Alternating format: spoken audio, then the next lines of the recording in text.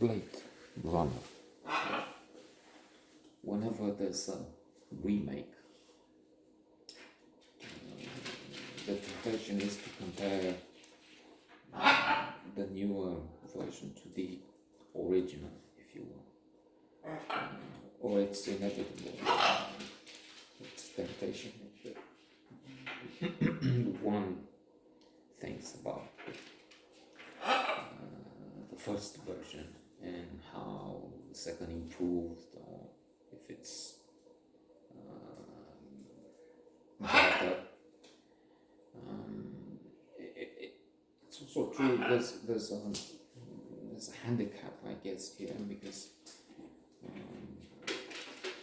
one of the rules of positive psychology says lower your expectations. But once you've seen the original and it's here, then if it's a remake, it has to be at least somewhere in this area, or else there's a letdown, a disappointment. If it's could be good, it's not at the sea level, ground zero level, but still, if it's not magical. So in this case, I guess I'm more for the Harrison Ford as the hero version. Although not a fan of science fiction as much, there will be quite a few films that impress any viewer. And I would just give two examples. I would say 2001: Space Odyssey, and also Kubrick, Doctor Strangelove, and How I Learned to Stop Worrying About the Bomb. The latter can be one of the top 10 best comedies ever made.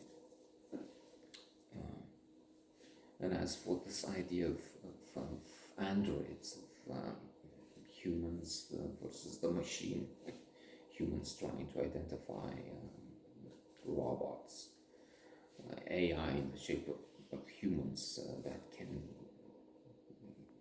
put humans or humanity at risk. That's an issue that a number of people, thinkers or just celebrities, I'm thinking Musk, I think, is one of those who mentions the risk of AI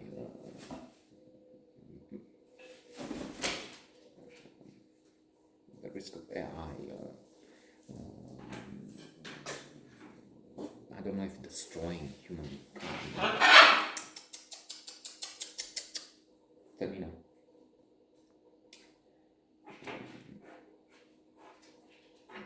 And there are plenty of movies made on the subject. For some reason, I'm thinking of her now, Ex Machina. Ex Machina, I think Yuval Harari. Yes, Yuval Harari, in the last book I've read by him, 21 Lessons for the 21st Century, talks of Ex Machina as the example where man deals with the subject, but it's not so much man versus the machine, but man feeling threatened by female power, something like that. And anyway, Yuval Harari has two other spectacular books. One of the most important thinkers at the moment, Sapiens, a brief history of mankind, and Homo Deus, a brief history of tomorrow. In particular, the latter talks about AI, potential, the fact that it will transform, it already has transformed life on the planet. Jobs will be gone, millions, hundreds of millions of jobs.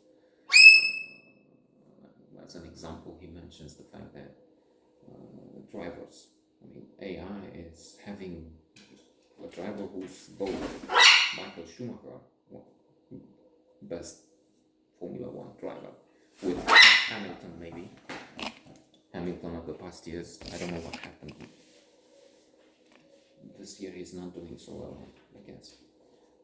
So Schumacher and Kant, Immanuel Kant philosopher, because in the second or fraction of a second, the driver philosopher can analyze, and according to what is programmed inside, he can anticipate, okay, if I do this maneuver, then and avoid that human who jumps into the highway, then this will happen. There will be possibilities, and Harari mentions possibility will be the selfish Tesla and the altruistic Tesla. Altruistic in that it's programmed to avoid hurting anybody else, but buyers will opt for humans being what they have. For the selfish, don't hurt anybody, but just save me. I'm just falling. So there's that change, and people will become relevant. There's this danger that those who have a lot of money will benefit from immense boost to the capabilities here, mental processing, intelligence, and so on.